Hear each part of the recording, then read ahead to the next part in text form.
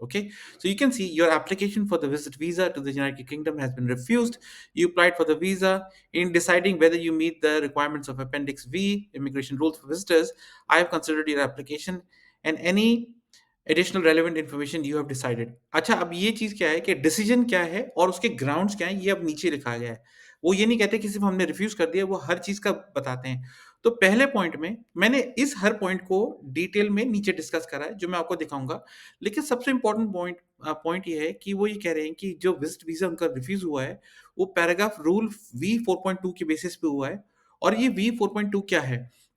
पहला क्या है कि इसमें ये बोला गया है कि ये जो बंदा था, जो यूके विजिटर वीज़ा के लिए अप्लाई कर रहा था, वो 3 दिनों के लिए यूके आना चाहता था और टूरिस्ट वीज़ा पे आना चाहता था। लेकिन वो अपने कज़न ब्रदर को मिलने आ रहा था, ठीक है? दूसरा ग्राउंड क्या था कि उन्होंने कहा था कि वो एक सॉफ्टवेयर इंजीनियर हैं और उनकी एक मंथली इनकम है, जिसके लिए उन्होंने लास्ट 3 महीने की बैंक स्टेटमेंट्स दिखाई थी, जिसमें सैलरी आ रही थी। लेकिन उस पासपोर्ट की कॉपी में जब हम विजिटर वीज़ा अप्लाई करते हैं, तो उनके ऊपर शेंगन वीज़ा भी लगा हुआ था। शेंगन वीज़ा एक 26 कंट्रीज का यूरोपियन वीजा होता है, जिसमें आप एक कंट्री में जाके वीजा लगवाते हैं और आप 25 से 26 कंट्रीज ट्रैवल कर सकते हैं। तो उस टाइम पे जब उन्होंने वीजा लगवाया था, जो कि इसी दौरान था, मतलब इस यूके की विजिट से पहले था, उसमें एक तो ये था कि शेंगन वीजा में कि यू कैन नॉट वर्क। यहाँ पे लिख रखा है Schengen visa which is valid between this and this date, which is subject to no employment conditions. और उसके बाद उसने लिखा है however your bank statement shows salary deposit for the month is unclear, I am not satisfied. So basically जो redacted material के हिसाब से मैं आपको बता सकता हूँ कि उस टाइम पे जो सैलरी क्रेडिट्स थे वो कंसिस्टेंट नहीं थे, या उस टाइम पे कोई सैलरी नहीं आ रही थी।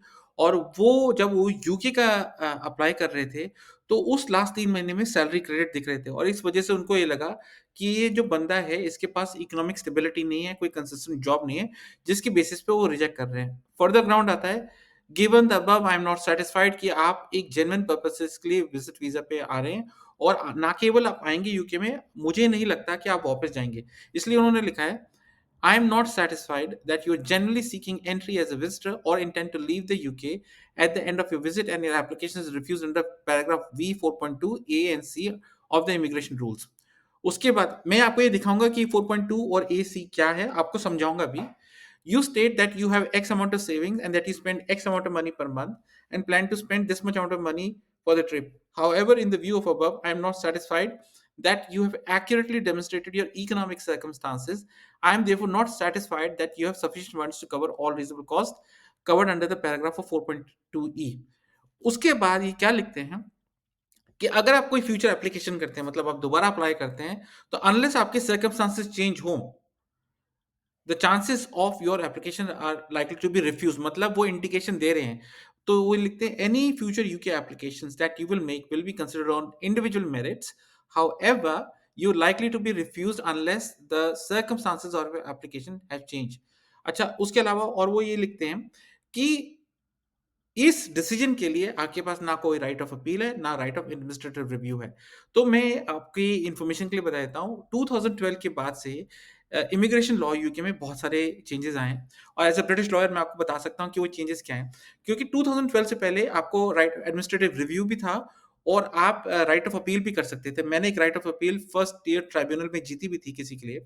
लेकिन अब क्या हो गया इस वीजा, अब मैं आपको बताता हूँ, ये जो रूल्स मैं आपको बता रहा था, ये है रूल 4.2। ये क्या है? चलिए मैं आपको दिखाता हूँ नीचे। ये rules, what is the genuine visitor visa requirement. तो रूल 4.2 कहता है, the applicant must satisfy the decision maker, जो वीजा केस ऑफिसर होता है, that they are a genuine visitor, which means that the applicant A point will leave the UK at the end of their visit, and सिर्फ और नहीं है, and इसके अलावा भी और condition, he will not live in the UK for extended periods through frequent or successive visits or make UK their main home, and उसके अलावा is seeking genuine entry for the stay for the purposes that is permitted as a visitor.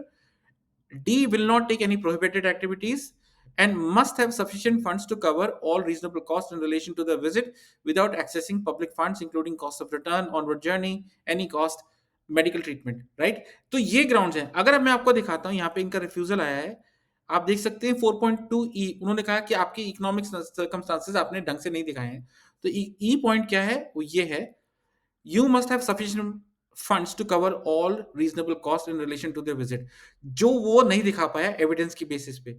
फिर इसमें कहा है कि ये जो job से रिलेटेड था बैंक स्टेटमेंट का 4.2 ए और सी, एक पॉइंट क्या है कि उनको नहीं लगता कि ये जो बंदा है he will leave the UK at the end of the visit, और सी क्या है, is genuinely seeking entry for the stay and purpose that is permitted. Now अब मैं आपको थोड़ा इसको सिंपल लैंग्वेज में समझाता हूँ। ये मेरा डिटेल एनालिसिस है पॉइंट बाय पॉइंट का, कि विजिटर वीजा का मतलब होता है कि आप आए, कुछ टाइम बिताया, आपने अपने आप पैसे खर्च करे ट्रिप के लिए, देखना है कोई शॉप है, कोई मैरिज है, किसी दोस्त से मिलने आ रहे हैं, किसी फैमिली मेंबर से मिलने आ रहे हैं, और उसके बाद आप चले गए।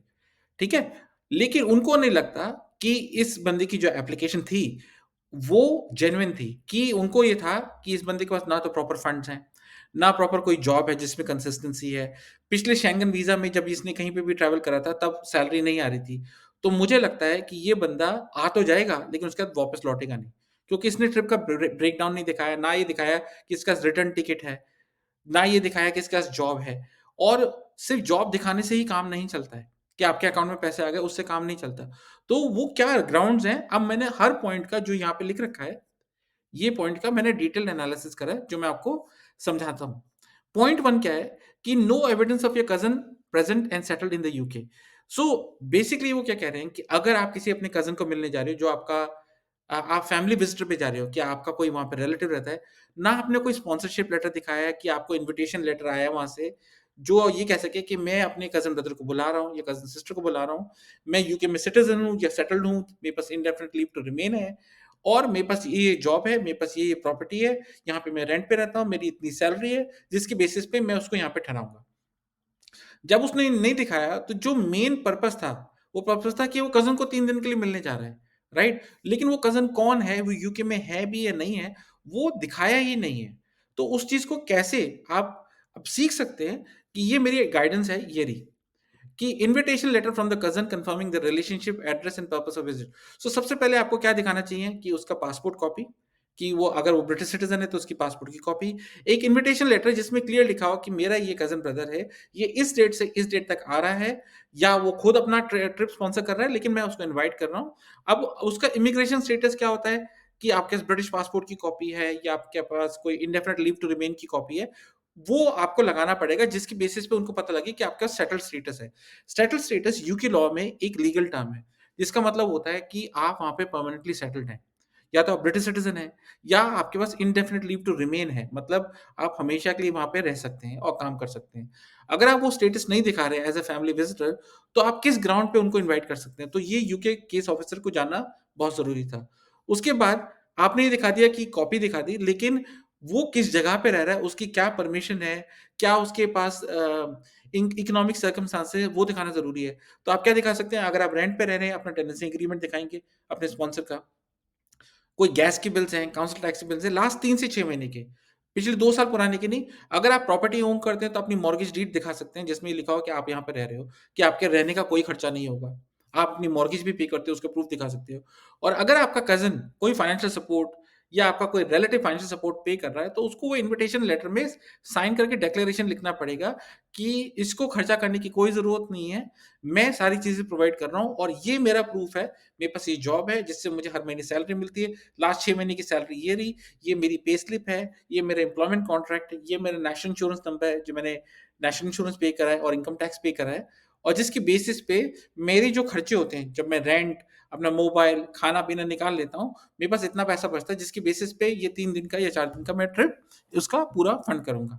ऐसा भी हो सकता है कि लोग कहें कि मैं इसका रहने का कर लूँगा, लेकिन फ्लाइट से खुद मैनेज कर रहा है। लेकिन आपको दिखाना पड़ेगा क्लियरली साइन्ड लेटर के अंदर। उसके बाद ये कैसे पता लगे कि ये जो आदमी क्लेम कर रहा है, ये मेरा कज़िन ब्रदर है या सिस्टर है, ये रिलेशनशिप कैसे प्रूव होता है? तो आप क्या कर सकते हैं, आप फ़ोटोज़ इंक्लूड कर सकते हैं। यू शुड इंक्लूड, कि मान लो आपकी कोई व्हाट्सएप पे चैट्स हुई हैं रिसेंटली लास्ट 1 साल में, तो आपका यूके का नंबर +44 से स्टार्ट होगा। अगर आप इंडिया से हैं तो +99 से स्टार्ट होगा, राइट? तो आप दिखा सकते हैं कि मेरे ये चैट्स उससे शेयर हुए हैं, ये हमने फ़ोटोज़ एक्सचेंज करी हैं। फिर किसी बर्थडे पार्टी पे अगर आपका जो स्पॉन्सर है वो कभी आपकी कंट्री, शायद इंडिया में कभी आया हो फॉर एग्ज़ाम्पल, तो आप उसकी वो फ़ोटो लगा सकते हैं, दिखा सकते हैं कि पिछले 3 साल की ये फ़ोटो है। या जब वो छोटा था उसकी ये फ़ोटो है। लेकिन कोशिश करें कि फ़ोटोज़ रीसेंट हो, फोटोज ऐसा हो कि पूरी फैमिली साथ में दिख रही हो, जिसमें आप लिख दें लेफ्ट से राइट में, ये मेरे कजन ब्रदर हैं, ये उसके मदर हैं, ये उसके फादर हैं, ये मैं हूँ, ये मेरी मदर एंड फादर, और ये इवेंट इस दिन इस डेट इस जगह पे हुआ था, और ये ओकेजन था जिसके लिए वो आया हुआ था। उससे क्या कंफर्म हो जाता है एक वीजा ऑफिसर को कि जो बंदा आपको स्पॉन्सर बुला रहा है उसका आपसे डायरेक्ट रिलेशन है। वरना कोई भी ऐसे क्लेम कर सकता है किसी की कॉपी चुरा के। ठीक है, तो ये जानने की जरूरत है कि फर्स्ट पॉइंट इसलिए बहुत इंपॉर्टेंट है, इसलिए मैंने लिखा है why this matters, ये जो relationship है कि no evidence of your cousin is present or settled in the UK when a visit is is said to be to see a UK based contact. A visitor must show the contact is legitimately in the UK and able to host or support the visit. Without the proof, the stated purpose is unsupported and may look fabricated. मतलब वो बनावटी लग सकता है और डिसजेन्युइन लग सकता है। ठीक है, अब पॉइंट नंबर 2, ये इंडेफिनिट वीजा की स्टैंप होती है जो बीआरपी कार्ड पे होती है। एक सेटल स्टेटस कैसा दिखता है, वो ऐसा दिखता है, ऐसे रिमार्क कि ये सेटलमेंट हो रखी है। तो ये चीज अगर कोई प्रोवाइड करता है तो उससे पता लग जाता है कि ये बंदा कौन है। अच्छा, अब पॉइंट नंबर 2 था उस रिफ्यूजल लेटर में कि employment bank versus evidence, bank evidence. So basically, the employment claimed as a software engineer and stated monthly income, but the bank statements did not convincingly show matching regular salary credits. ये मेरा analysis है। So basically, आप कह रहे हो कि आपकी एक जॉब है जिसके लिए आपको सैलरी मिलती है, लेकिन अगर आप अपनी लास्ट 3 बैंक स्टेटमेंट्स दिखाते हो या 6 महीने की बैंक स्टेटमेंट्स दिखाते हो, उसमें अगर मिस मैच हो, फॉर एग्जांपल आपने सैलरी क्लेम करी है कि आपको मिलती है से 1 लाख 20 खाने के लिए, कि आप मेरे हिसाब से आपको कम से कम 6 मंथ्स की बैंक स्टेटमेंट्स दिखानी चाहिए, और वही बैंक स्टेटमेंट दिखानी चाहिए जिसमें आपकी सैलरी क्रेडिट हो रही हो। क्योंकि कई बार क्या होता है कि आपका जो बैंक स्टेटमेंट, लोगों के पास मल्टीपल बैंक अकाउंट्स होते हैं, हो सकते हैं, ठीक है? तो एक में आपके खर्चे जा रहे हैं, एक में आपकी सैलरी आ रही है, लेकिन आपने सिर्फ खर्चे वाली बैंक स्टेटमेंट लगा दी, लेकिन आपने वो वाली स्टेटमेंट नहीं लगाई जिसमें आपकी एक्चुअली सैलरी क्रेडिट हो रही है। तो वीज़ा ऑफिसर को थोड़ी ना पता लगेगा कि पे स्लिप से कि जेन्युइन है या नहीं है। वो तो कोई भी बना सकता है। तो आपको समझने की ज़रूरत क्या है कि आपको you have to put yourself in the eyes and in the shoes of the visa case officer and think कि इसके दिमाग में जो भी डाउट है, मुझे वो क्लियर कैसे करने हैं। सो आप कैसे करेंगे? कि अगर आपके 2 बैंक अकाउंट्स हैं, तो आप दिखाएँगे कि मेरे 2 बैंक अकाउंट्स हैं, एक में मेरे खर्चे होते हैं, एक में मेरी सैलरी क्रेडिट होती है। जिसमें मेरी सैलरी क्रेडिट होती है वो है वन, ये बैंक अकाउंट नंबर है, ये मेरी आप सैलरी देख सकते हैं, ये मेरे पे स्लिप पे है, ये इस दिन क्रेडिट हुई, ये इस दिन क्रेडिट हुई, ये इस दिन क्रेडिट हुई। अगर कोई डेविएशन है, फॉर एग्ज़ाम्पल मान लो कि किसी महीने कम पैसे आए, तो आप एक्सप्लेन करो लेटर के अंदर, कवर लेटर के अंदर, जो मैंने आपको नीचे लिंक में दे रखा है, कि मेरी इस महीने में सैलरी इसलिए कम आई थी क्योंकि मेरा जो कॉन्ट्रैक्ट है वो टेम्परेरी कॉन्ट्रैक्ट है। It is based on the number of hours I work. मेरे एम्प्लॉयमेंट कॉन्ट्रैक्ट की कॉपी ये रही, जिसमें ये लिख रखा है कि अगर मैं काम पे आऊँगा तो मुझे पैसे मिलेंगे, जितने जितने घंटे मैंने काम नहीं करा उसके मुझे पैसे नहीं मिलेंगे, इसलिए वो वेरिएबल है। लेकिन ओवरऑल ऑन एन एवरेज मैं इतने घंटे काम करता हूँ, ये मेरी टाइम शीट्स आप देख सकते हैं। तो उससे क्या होगा कि एक वीज़ा ऑफिसर को नेगेटिव सोचने का मौका ही नहीं मिलेगा। दूसरी बात, कई बार ये भी हो सकता है कि आपने 3 महीने पहले ही आपको जॉब मिली है, उससे पहले आपके पास 6-7 महीने तक जॉब नहीं थी, तो आप कह सकते हो कि मेरा अभी प्रोबेशन पीरियड खत्म हुआ है। ये मेरी एम्प्लॉयमेंट कॉन्ट्रैक्ट कॉपी है, लेटर हेड पे मेरी ग्रॉस सैलरी इतनी है, मेरी जॉइनिंग डेट ये थी, मेरा जॉब टाइटल ये है, मेरे एचआर मैनेजर का नाम ये है, उनका ईमेल, उनका फ़ोन नंबर ये है, और ये मेरे को ऑथराइज्ड लीव मिली है उनसे, और आप मेरी सैलरी देख सकते हैं। लेकिन आप ये भी कह सकते हैं कि इस पीरियड के अंदर मान लो आप 3 महीने पहले अप्लाई कर रहे हो, तो 3 महीने से पहले आपके पास अगर 6 महीने तक जॉब नहीं थी, तो क्या है उस टाइम पे मेरे पास जॉब नहीं थी, क्योंकि मैंने जॉब मूव करी थी या मैं बीमार हो गया था। जो भी चीज़ हुई थी, आप उस गैप में जिस टाइम पे आपका सैलरी नहीं आई है, आप उसको पहले ही प्रीएम्प्ट कर दो, मतलब कि आप पहले ही उसको लिख दें कवर लेटर के अंदर, जो मैंने कवर लेटर बना रखा है। ठीक है? उससे क्या होगा कि वो कहेगा अच्छा, ये बंदा इस टाइम से काम कर रहा है, उससे पहले उसके पास काम नहीं था, लेकिन उसने उस चीज़ को डिस्क्लोज़ कर दिया है। आपकी अगर साइकी ये है कि अगर मैं डिस्क्लोज़ नहीं करूँगा, उनको पता नहीं चलेगा, वो लोग ये जानते हैं कि बहुत लोग झूठ बोलते हैं, राइट? तो आपको वो नहीं करना है, आपको सच लिखना है, क्योंकि अगर आपको कल को इस चीज़ को रिकंसिडर भी करवाना है या अगर आपको कोर्ट में भी लेके जाना है थ्रू जुडिशियल रिव्यू, वो ये देखेंगे कि क्या आपने कोई भी स्टेटमेंट इनएक्यूरेट दी है। अगर इनएक्यूरेट दी है तो आपका क्लेम स्ट्रक आउट हो जाएगा। सो देयरफॉर आपको ये ध्यान में रखने की ज़रूरत है कि आप अपना एम्प्लॉयमेंट और बैंक एविडेंस कैसे मैच कर सकते हैं। First of all, you provide employment letter on complete letterhead confirming your job title, start date, salary, your 3 से 6 महीने की पे स्लिप, मेरे हिसाब से 6 महीने की लगाओ last, bank statement for the same period showing the salary credits for the named employer. If the salary is paid in a different account, provide bank details and give a written explanation of the evidence. If you're self employed, अच्छा ये बहुत important है। बहुत से लोग क्या होते हैं, वो अपने लिए काम करते हैं, तो जाहिर सी बात है उनकी जो इनकम है वो ऊपर नीचे होती है, फ्लक्चुएट होती है। तो आपको ये लिखना जरूरी है कि आप सेल्फ एम्प्लॉयड हो और आपको जो इनकम आती है इट्स बेस्ड ऑन आपके इन्वॉइसेस। लेकिन इन्वॉइसेस तो कोई भी क्रिएट कर सकता है। तो आप ये कह सकते हो कि मैं अपनी सेल्फ एम्प्लॉयड इनकम इस बैंक अकाउंट में लेता हूँ, इस इन्वॉइस के अगेंस्ट मैंने इतना बिल करा था क्लाइंट को, ये मेरी कॉन्ट्रैक्ट की कॉपी है और ये कॉन्टैक्ट डिटेल्स आप मेरे कस्टमर को कॉल करके पूछ सकते हैं। उसके अलावा आप क्या कर सकते हैं कि आप अपने इनकम टैक्स के रिटर्न्स दिखा सकते हैं। मान लो आप पिछले 3 साल से 4 साल से सेल्फ एम्प्लॉयड हो, तो आप ये कह सकते हो कि मैं आपको दिखा सकता हूँ कि मेरी 3 साल की लास्ट सेल्फ एम्प्लॉयड इनकम इतनी है, जिसके लिए मैंने इतना इनकम टैक्स भरा है। और अगर आप एवरेज कर लेते हैं, तो आप देखेंगे कि मेरे पास इतना पैसा हर महीने रफली आता है ऑन एन एवरेज। तो एवरेज कैसे करेंगे? आप 12 महीने की इनकम को ऐड करके आप उसको 12 से डिवाइड कर सकते हैं। अगर अनइक्वल अमाउंट्स है, तो उससे आपको पता लग जाएगा कि ऑन एन एवरेज आपका से 75 80 के आता है, कभी 1 लाख आएगा, कभी 1.5 लाख आएगा, लेकिन एवरेज इतना आता है, आपका खर्चा उससे कम है और बाकी आपकी सेविंग है। और क्योंकि आपका चार्टर्ड अकाउंटेंट उसको साइन कर देता है और टैक्स रिटर्न आप लास्ट 3 साल के दिखा देते हो, तो उसके दिमाग में होगा कि ये सेल्फ एम्प्लॉयड तो है, लेकिन इसके पास लास्ट 3 साल से इतना पैसा आ रहा है, जो कि उसने बैंक स्टेटमेंट भी और इनकम टैक्स रिकॉर्ड उसने दिखा दिया है। आईटीआर का फ़ायदा ये होता है जब आप सेल्फ एम्प्लॉयड होते हो या आपकी कंपनी होती है, कि आपने किसी एक रेगुलेटेड पर्सन, एक चार्टर्ड अकाउंटेंट से साइन करा के टैक्स अथॉरिटी को अपना टैक्स जमा करा है। उससे ये पता लगता है कि आप लॉफुल अबाइडिंग सिटीजन्स हैं और आपके पास पैसे हैं और आपकी कंसिस्टेंसी दिखती है। ठीक है? नेक्स्ट लुक एट ना point number 3। Passport shows travel Schengen visa, but bank shows deposit only until past 1 month। जो मैंने आपको बताया था कि वो शेंगन किसी कंट्री में गए थे, जैसे फॉर एग्जांपल फ्रांस गया था, लेकिन जब वो फ्रांस या जर्मनी विजिट कर रहा था, उस टाइम पे उसको सैलरी आना बंद था। लेकिन जैसे उसने यूके एप्लीकेशन करी, उसने सिर्फ लास्ट 3 महीने में सैलरी दिखाई।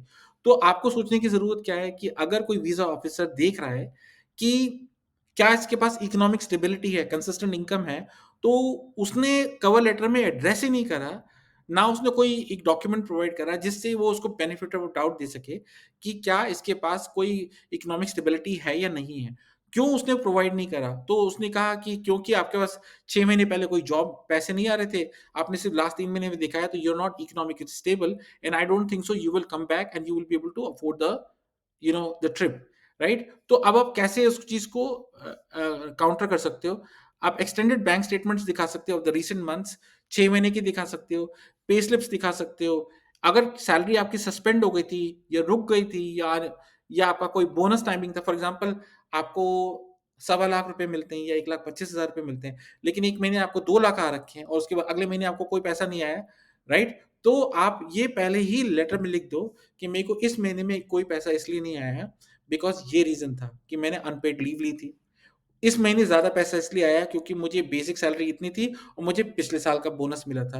और आप उसकी डॉक्यूमेंटेशन दिखा दो और बैंक स्टेटमेंट्स दिखा दो कवरिंग का। उससे कन्फर्म हो जाता है कि आपकी कंसिस्टेंसी है और जहाँ कहीं भी डेविएशन है, वो आपने एक्सप्लेन कर दिया। ठीक है?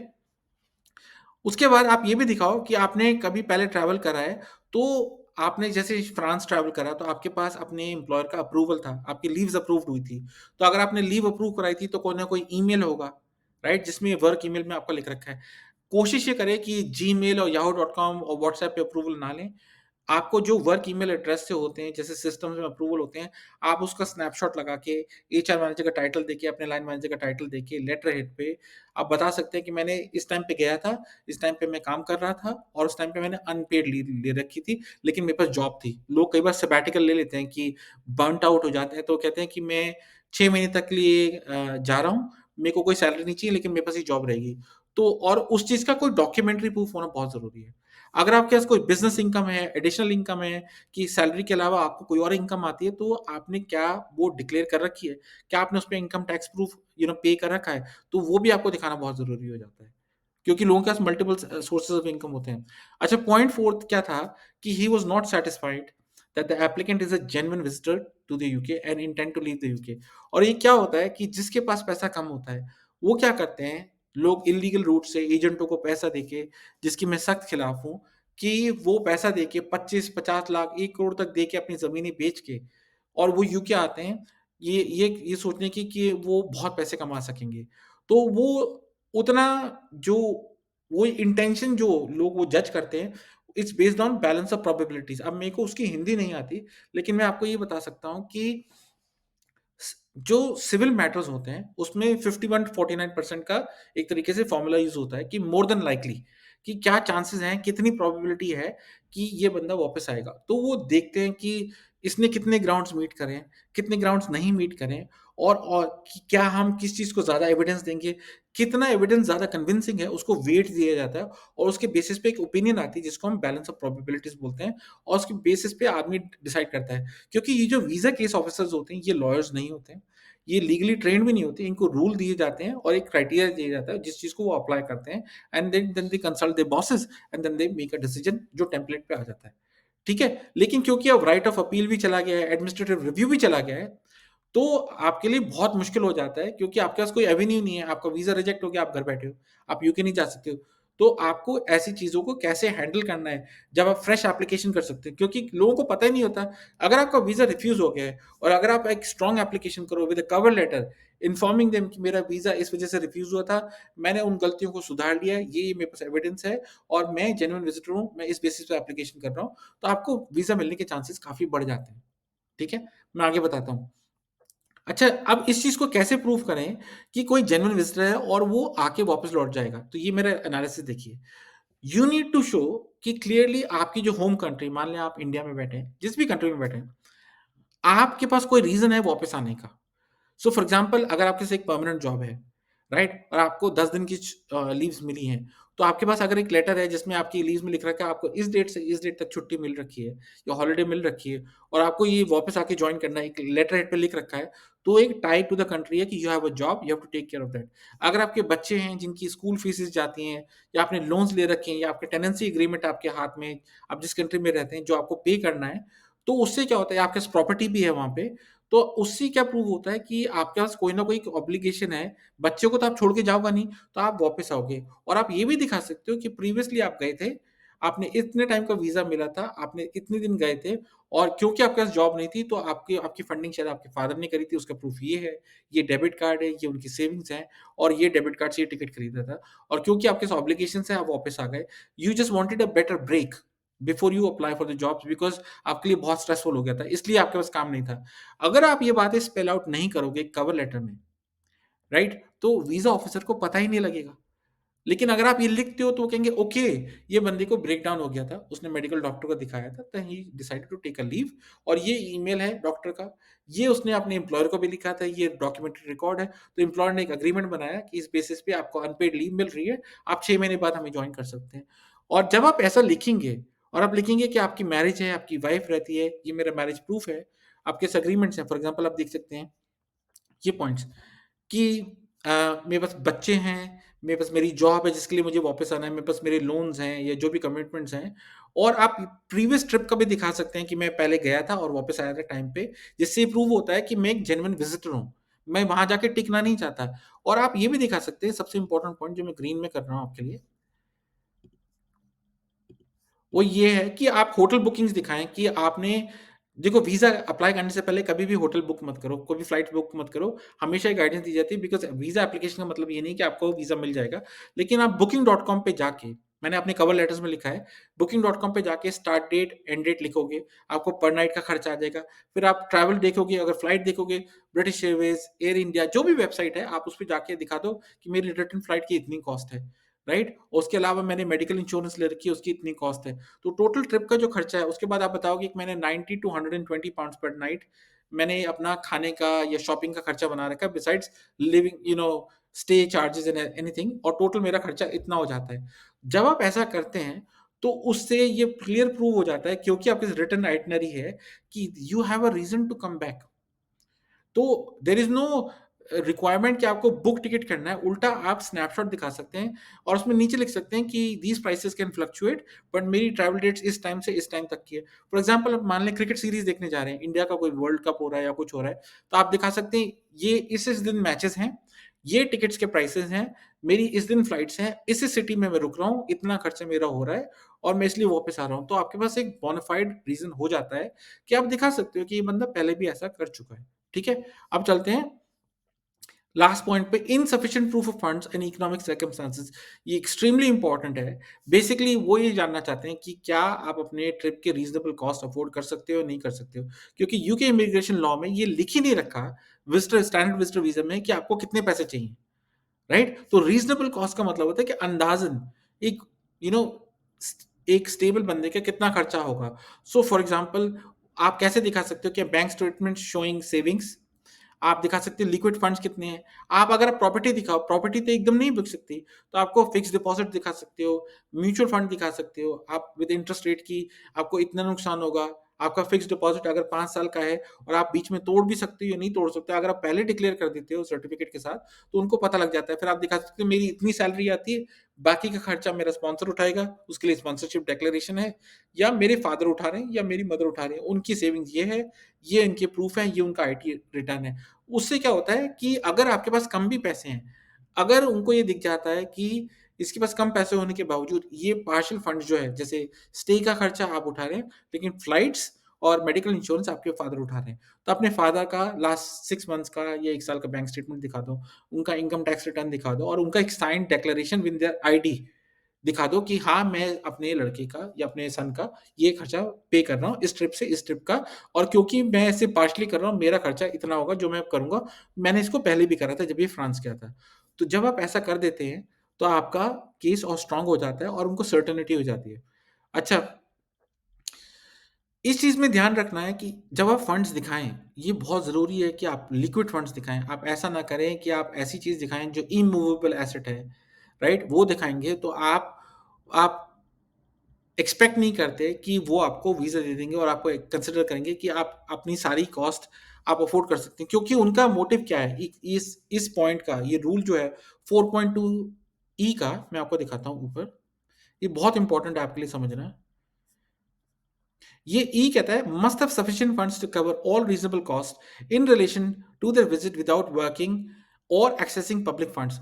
मैं आपको ये बताता हूँ ये पॉइंट क्यों इम्पोर्टेंट है। क्योंकि उनका उद्देश्य ये है कि आप बिना काम करे, क्योंकि विजिटर वीजा पे काम करना अलाउड नहीं है। देयर आर ओनली एक्सेप्शंस कि अगर आप कोई इवेंट के लिए जा रहे हैं, जो जैसे कमेंटेटर्स होते हैं, तब उनके एक सेपरेट एग्रीमेंट्स होते हैं, लेकिन विजिटर वीजा पे यूजुअली काम करना अलाउड नहीं होता।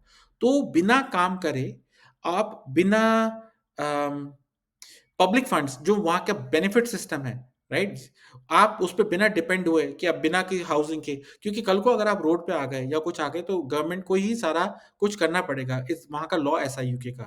तो इसलिए लोग असाइलम भी क्लेम करते हैं। तो वो ये नहीं चाहते कि आप आके उन पे फाइनेंशियल डिपेंडेंट हो जाएँ। इसलिए उनको एक प्रूफ चाहिए होता है कि आप इकोनॉमिकली स्टेबल हैं, आप अपने सारी ट्रिप का होटल, लिविंग कॉस्ट, ये सारी चीज़ें कवर कर सकते हैं और उसके आपके पास वापस आके भी कुछ पैसे बचेंगे। अगर आपके अकाउंट में से मान लो 5 लाख रुपए हैं, राइट? और आप 4 दिन या 5 दिन के लिए जा रहे हैं लंदन, तो अगर आपने 4 लाख रुपए वहाँ खर्च कर दिए और आपके सब 1 लाख रुपए बचता है और आपके बच्चे हैं, फैमिली, स्कूल फीसेस हैं, तो चांसेस ये हैं कि वो आपका वीज़ा रिफ्यूज़ कर देंगे, अनलेस कि आप जस्टिफाई कर सको कि 2 लाख रुपए मैं अपनी तरफ से डाल रहा हूँ, बाकी 3 लाख रुपए मेरे फादर दे रहे हैं। ऐसा भी हो सकता है, लेकिन आपको स्पेल आउट करना पड़ेगा, आपको लिखना पड़ेगा कवर लेटर में, इसलिए लोगों की वीज़ाज़ रिजेक्ट हो जाते हैं।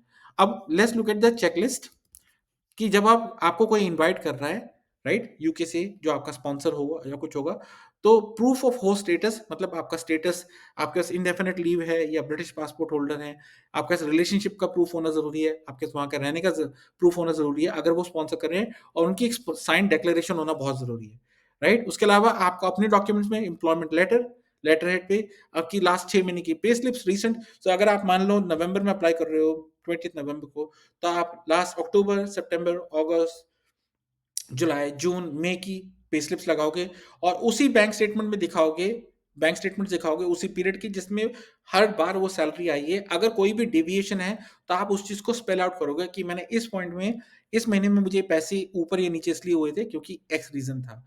और उस चीज़ को सिर्फ सब्जेक्टिवली डिसाइड नहीं करना, डिस्कस नहीं करना, सब्जेक्टिवली को हिंदी में कैसे बोलेंगे? अम आप सिर्फ अपनी ओपिनियन नहीं दे सकते कि वो बिलीव करना है। You have to prove that whatever you are saying is actually factually supported. So अगर आपको लगता है कि आपने सैब्बाटिकल ले लिया था, आपको ब्रेकडाउन हो गया था या जो कुछ भी था, तो आपका कोई मेडिकल प्रूफ होना चाहिए कि मैं डॉक्टर्स के पास गया था, उन्होंने मुझे रेस्ट एडवाइस करा था, ये उसकी प्रिस्क्रिप्शन है और ये मैंने अपने एम्प्लॉय से डिस्कस करा, ये 2-3 ईमेल हैं। एम्प्लॉयर्स ने मेरे ग्राउंड्स देख के मुझे 3 महीने या 4 महीने का सैबैटिकल दिया, अनपेड लीव थी और मुझे वापस जॉइनिंग डेट दी, ये उस लेटर का प्रूफ है। और जब वो कोई भी इंसान, वीज़ा ऑफिसर ये सारी चीज़ें पढ़ रहा होता है, तो वो एक ह्यूमन व्यू लेता है कि इसने मेरे दिमाग में आने वाले जो भी डाउट हैं ऑलरेडी प्रीएम्प्ट मतलब प्री क्लियर कर दिए हैं। आप समझ रहे हैं? तो उस बेसिस पे आपको बेनिफिट ऑफ डाउट मिलेगा। अगर आप अपने दिमाग में कुछ और सोच रहे हैं कि यार वीज़ा लग जाए, ऐसे नहीं लगेगा वीज़ा।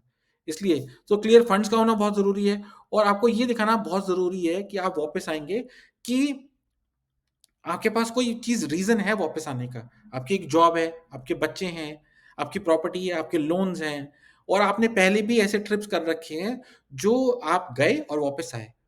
राइट? और आपके पास एम्प्लॉयमेंट कॉन्ट्रैक्ट भी है कि भैया आपको जॉइन करना है, तो आपको वो डेमोन्स्ट्रेट करना पड़ेगा। Plus documentation of the sponsor, right? So ये पूरा वीडियो मैं उम्मीद करता हूँ कि आपको पसंद आया होगा। मैंने इसी वीडियो का इंग्लिश वर्ज़न जो है, मैंने अभी 2 दिन पहले ही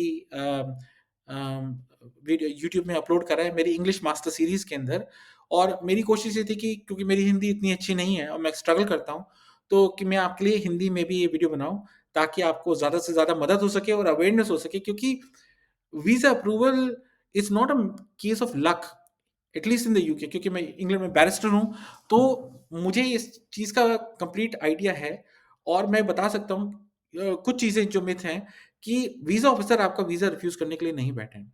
वो इस ग्राउंड्स पे रिफ्यूज़ करते हैं कि आपने उनके जो लॉज़ हैं, उनको प्रॉपर रूल्स को नहीं समझा है। अगर आप इनके रूल्स को उनको वही रूल अप्लाई करना पड़ता है, ये जो आपके सामने है। राइट? कि आप आएँगे, वापस चले जाएँगे। आप जेन्युइन विज़िटर हैं, आप रुकने नहीं आए। अगर आप ये बी पॉइंट को देखें, will not live in the UK for extended periods through frequent और successive visits and make their UK home. ये इतना इम्पोर्टेंट है, ये नया क्लॉज़ इसलिए डला है क्योंकि लोग क्या करते हैं, मिनिमम 6 महीने का वीज़ा मिलता है, तो क्या करते हैं, अपने रिलेटिव्स के पास आके रहते हैं, स्पॉन्सरशिप लेटर ले लेते हैं, 5 महीने 20 दिन रहे, मतलब 6 महीने में सिर्फ 10 दिन कम। फिर लौट जाते हैं। फिर दोबारा वीज़ा लगवाते हैं क्योंकि आप टाइम पे आए, टाइम पे चले गए। फिर आपके साढ़े 5 महीने आप वहाँ पे रहे, फिर लौट गए। जब वो देखते हैं कि 3 बार कोई ऐसे आया और 5-5 महीने बाद रहा है, तो कौन ऐसा बंदा जेन्युइन विज़िटर हो सकता है जिसको जॉब भी है इंडिया के अंदर या जिस कंट्री में भी वो रहता है, वो जॉब भी है, लेकिन वो अपनी जॉब भी नहीं कर रहा, उसके पास पैसे भी आ रहे हैं और एम्प्लॉयर अलाउ कर रहा है कि आप 5 महीने की छुट्टी साल में 10 महीने आप यूके में रहो। तो उसमें क्या होता है, इसमें ये लॉ इसलिए लिखा है, "You will not live in the UK for extended periods through frequent or successive visits or make the UK their main home." अगर आप 183 डेज़ से ज़्यादा अपनी कंट्री के बाहर रह लेते हैं, तो आपको वहाँ की रेज़िडेंसी हो जाती है। लेकिन आपके पास वहाँ पे राइट होना चाहिए रेज़िडेंसी का। विज़िटर वीज़ा से रेज़िडेंसी नहीं बनती, लेकिन वो ये देखते हैं कि अगर हमने इसके 3-4 स्टैम्प्स देखे, इससे कोई फ़र्क नहीं पड़ेगा। They can still stop you at the Heathrow airport और लंदन के किसी एयरपोर्ट पे अगर वो देखते हैं कि वीज़ा आपका अप्रूव्ड है, लेकिन आप 4 बार पिछले 2 साल में आए हो, 6-6 महीने के ट्रिप्स थे आपके, आपने कहा था लेटर में कि आप 1 महीने के लिए आ रहे हो या डेढ़ महीने के लिए आ रहे हो, लेकिन आप साढ़े 5 महीने रहे, फिर वापस गए, फिर साढ़े 5 महीने रहे, फिर वापस गए, फिर 4 महीने रहे, तो आपने यूके को एक तरीके से मेन होम बना लिया, आपने एज़ अ विज़िटर नहीं बनाया। अगर आप ग्रैंड पेरेंट्स हैं, ग्रैंड अगर चिल्ड्रन को देखने जाते हैं, तो मुझे समझ में आता है कि आप 3 महीने गए, साल में 1 बार गए, आप 3 महीने वहाँ पे रुके और वापस आ गए। ये फिर भी रीज़नेबल होता है। लेकिन अगर आप 1 साल में 10-10 महीने तक वहाँ पे रह रहे हैं, तो वो आपका विज़िटर वीज़ा कैंसल कर देंगे और कई बार इन फ्यूचर में आपको अप्लाई करने से भी रोक दिया जाएगा, आपका वीज़ा रिफ्यूज़ हो जाएगा। ठीक है? अब मेरे लिए ये बहुत इम्पोर्टेंट है कि आपको ये जो लाइन है फाइनल फ्यूचर एप्लीकेशंस का समझाना। आज मैंने इस वीडियो को इसलिए भी बनाया कि लोग समझते हैं कि वीज़ा रिफ्यूज़ हो गया, I can never visit the UK ऐसी बात नहीं है। आपको 2 ऑप्शंस हैं। अब क्योंकि राइट ऑफ अपील खत्म हो गया 2012 से और एडमिनिस्ट्रेटिव रिव्यू जो कि तब होता है जब एक केस ऑफिसर से कोई गलती होती है लॉ अप्लाई करने में या उनसे कोई मिस्टेक हुई है, जो मैंने केस जीत रखा है। तो आपके पास ऑप्शन क्या होता है, या तो आप रिकंसिडर करवा लो, उनको दोबारा ईमेल करो और आप वो एक्जिस्टिंग एविडेंस को देखते हैं कि उनसे अगर शायद कोई गलती हो गई हो। अगर आपने एविडेंस प्रोवाइड करा था, जैसे आपने कहा था कि आपने तो मुझे ये इस रीज़न की वजह से रिजेक्ट करा है, जिसमें आपने लिखा है कि मेरी इकोनॉमिक सर्कमस्टेंसेस शेंगन वीज़ा पे मेरे को सैलरी क्रेडिट्स नहीं आ रहे थे। लेकिन मैंने उसके साथ में एक लेटर भी प्रोवाइड करा था जिसमें लिखा था कि मेरा सैब्बाटिकल था, स्ट्रेस की वजह से मैंने लीव ले ली थी, अनपेड लीव ले ली थी। मैंने कॉन्ट्रैक्ट कॉपी भी अटैच करी थी, लेकिन आपने उस चीज़ को कंसिडर ही नहीं करा और रही बात मेरी इकोनॉमिक स्टेबिलिटी की, अब मेरे पास लास्ट 3 महीने से जॉब है, जो मैंने आपको पे स्लिप दिखाई है। हाँ, मुझसे ये गलती ज़रूर हो गई कि मैंने शायद वो बैंक स्टेटमेंट आपको लास्ट जो दिखाई उसमें वो मेरी इनकम नहीं आ रही। ये मैं आपको एडिशनली प्रोवाइड कर रहा हूँ और मैं उम्मीद करता हूँ कि आपको मेरी चीज़ समझ में आएगी। तो आपने देखा कि इस वीडियो के अंदर मैंने किस तरीके से एक live real life visitor visa जो रिफ्यूज़ हुआ है उसका डाइसेक्ट करा, उसके क्या ग्राउंड्स हैं, वीज़ा ऑफिसर्स यूके में किस तरीके से सोचते हैं और आपको किन पॉइंट्स का ध्यान रखने की ज़रूरत है, और उसके बाद आपके पास क्या रेमेडी बच जाती है कि आपको एक फ्रेश एप्लीकेशन करनी है, उस फ्रेश एप्लीकेशन को आप स्ट्रॉन्ग कैसे बना सकते हैं, और वो एक हर पॉइंट जो एक वीज़ा ऑफिसर के दिमाग में आ सकता है जिसकी बेसिस पे वो ये डिसाइड करेगा कि आपको वीज़ा मिलना चाहिए नहीं मिलना चाहिए, वो कैसे हम एक कवर लेटर के थ्रू एड्रेस कर सकते हैं। और मेरी उम्मीद ये है कि क्योंकि कवर लेटर एक बहुत इंपॉर्टेंट एस्पेक्ट होता है एक वीज़ा एप्लीकेशन का, क्योंकि होता क्या है कि यूके वीज़ा एप्लीकेशन फॉर्म में आंसर्स या तो येस और नो में होते हैं, या आपको नंबर्स लिखने होते हैं, या name details personal details provide करने होते हैं, और एक बहुत छोटा सा बॉक्स होता है जिसमें आपको डिस्क्लोजर के लिए कि कोई कमेंट्स हैं अगर आप प्रोवाइड कर सकते हैं। लेकिन यूजुअली क्या होता है कि जब आप वीज़ा अप्लाई करते हैं तो उसके बाद आपको अपने डॉक्यूमेंट्स अपलोड करने होते हैं। लेकिन मेरी रिकमेंडेशन हमेशा रहती है, मुझे आज तक कभी भी, मैंने जितने भी विजिटर वीज़ा एप्लीकेशन करे आज तक एक भी रिफ्यूज़ल नहीं हुआ है। एंड एक रिफ्यूज़ल जो हुआ था वो मैंने case first year tribunal London में जीता था 2011 में जब अपील्स होती थी। मैंने हमेशा ही देखा है कि कवर लेटर एक बहुत बड़ा आपके लिए एक टूल बन जाता है जिसको आप इस्तेमाल करके वीज़ा ऑफिसर के सारे डाउट्स आप क्लियर कर सकते हैं और अपनी एप्लीकेशन को एक परसुएसिव मैनर में अपने आप सामने शो कर सकते हैं, क्योंकि आप फिजिकली वीज़ा ऑफिसर के सामने नहीं होते ना, वो आपसे कोई आके क्वेश्चन पूछ रहे हैं, तो वो आपके दिमाग में या आपने किस थिंकिंग से आपने वो वीज़ा एप्लीकेशन करी है वो पूरा नहीं समझते। तो बेसिकली आपके जो डॉक्यूमेंट्स होते हैं ना वो आपका आइडेंटिफिकेशन बन जाते हैं। आइडेंटिफिकेशन इन द सेंस कि आपकी कितनी समझ है यूके विजिटर्स लॉ के बारे में, क्या आप उन ग्राउंड्स को मीट करते हैं, क्या आप लॉज को समझते हैं। तो वो सारी चीज़ें एक हम कवर लेटर में लिखते हैं जो सिर्फ केवल $47 में मैंने नीचे लिंक में प्रोवाइड कर रखा है। मैं आपको हाईली रेकमेंड करता हूँ कि आप उसको डाउनलोड करें और आप उसको कस्टमाइज करें। अब एक चीज़ के लिए डिस्क्लेमर देना मेरे को बहुत ज़रूरी है, ये कवर लेटर एक लीगल एडवाइस नहीं है, और मैंने दो तरह के कवर लेटर्स इस वीडियो में बना रखे हैं। एक वो जो first time UK visitor visa application कर रहे हैं जिनका कभी रिजेक्शन नहीं हुआ, और एक वो जिनका एक बार visitor visa UK application reject हो चुका है उसके बाद वो एक फ्रेश एप्लीकेशन कर रहे हैं, जिसमें हम ये लिख रहे हैं बेसिकली, आप राइट हैंड कॉर्नर पे देख सकते हैं आपको एक बॉक्स नज़र आएगा कि मैं ये फ्रेश एप्लीकेशन कर रहा हूँ विजिटर वीज़ा रिफ्यूज़ल के बाद, और मैंने वो ग्राउंड जिस पे आपने रिफ्यूज़ करा था वो रेक्टिफाई करें, एक्नॉलेज करें कि मेरे से ओवरसाइट हुआ, और मैं अब अपने सारी डॉक्यूमेंटेशन प्रोवाइड कर रहा हूँ जो मैं उम्मीद करता हूँ कि यूके विजिटर्स वीज़ा जिसके लिए मैं अप्लाई कर रहा हूँ, whether as a family visitor और जनरल विजिटर वीज़ा, वो उस चीज़ में कंप्लाई करता है। और मैंने उसके लिए आपको एक्सप्लेनेशन दी है, फॉर एग्जांपल ABCDE जो भी 4.2 के 4 या 5 पॉइंट्स थे वो मैंने प्रोवाइड करे हैं। अगर आप ऐसे प्रोवाइड करते हैं और उस लेटर को अमेंड कर लेते हैं अपने हिसाब से, और उसके बाद वही डॉक्यूमेंटेशन जो आपने कवर लेटर में लिख रखी है आप वो अपलोड करते हैं, right, then you have a very solid chance of actually getting a visa. But usually होता क्या है कि जब आपका एक यूके विजिटर्स वीज़ा रिफ्यूज़ हो जाता है, मैंने अपनी पूरी कोशिश करी है as a lawyer, British lawyer, कि मैं आपके लिए वो सारी डॉक्यूमेंटेशन जो एंगल सोच सकता हूँ वो मैंने लिख दी है। लेकिन कई बार ऐसा भी हो सकता है कि लेटर परफेक्ट है लेकिन आपने जो एप्लीकेशन में एक मिसस्टेटमेंट कर दी या कोई इनएक्यूरेसी कर दी, उसकी वजह से भी आपका वीज़ा दोबारा किसी और ग्राउंड्स की वजह से रिफ्यूज़ हो सकता है। वो ग्राउंड्स क्या हो सकते हैं? मान लीजिए कि आपने फ्रेश वीज़ा एप्लीकेशन करी लेकिन आपने ये चेक नहीं करा, येस नहीं करा कि आपने पहले यूके एप्लीकेशन करी और आपका वीज़ा रिफ्यूज़ हो चुका है, जबकि आपका फैक्ट में वीज़ा रिफ्यूज़ हो चुका है। तो वो उस चीज़ को ऐसा परसीव करेंगे कि आपने झूठ और इनएक्यूरेट स्टेटमेंट दी है कि आपका विजिटर वीज़ा पहले रिफ्यूज़ नहीं हो चुका।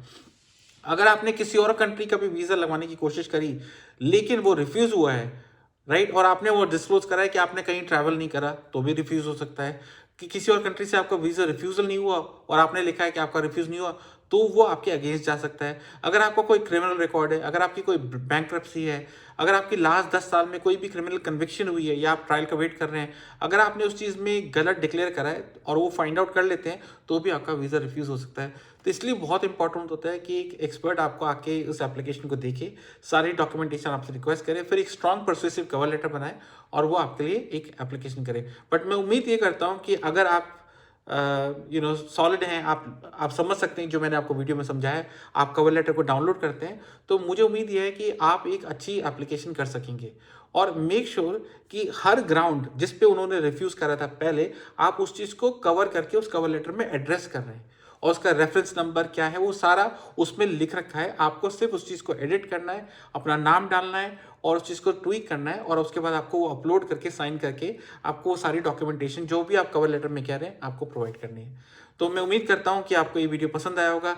मैं कुछ चीज़ों में हिंदी में मेरे वर्ड्स गलत हो जाते हैं क्योंकि मेरी हिंदी इतनी अच्छी नहीं है, लेकिन मेरी कोशिश ये रहती है कि मैं वीडियोस बहुत इंग्लिश और हिंदी में बनाऊं। मैंने इसी वीडियो को लेके एक इंग्लिश में वीडियो बनाया था 2 दिन पहले, जो आप देख सकते हैं मेरे चैनल के ऊपर, master series in English step by step guide.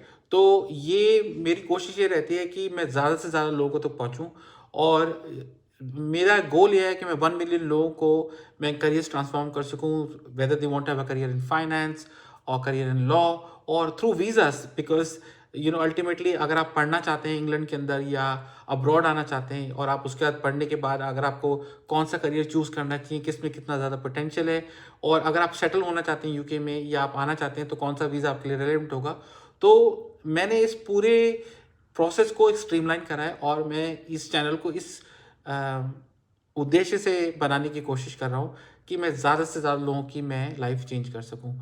और मुझे, क्योंकि मैं एक छोटा सा क्रिएटर हूँ और मैं नया हूँ, तो मेरे वीडियोस शायद कई बार परफेक्ट ना हो और मेरी हिंदी उतनी अच्छी ना हो, लेकिन मेरी पूरी कोशिश ये है कि मैं आपको हेल्प कर सकूं।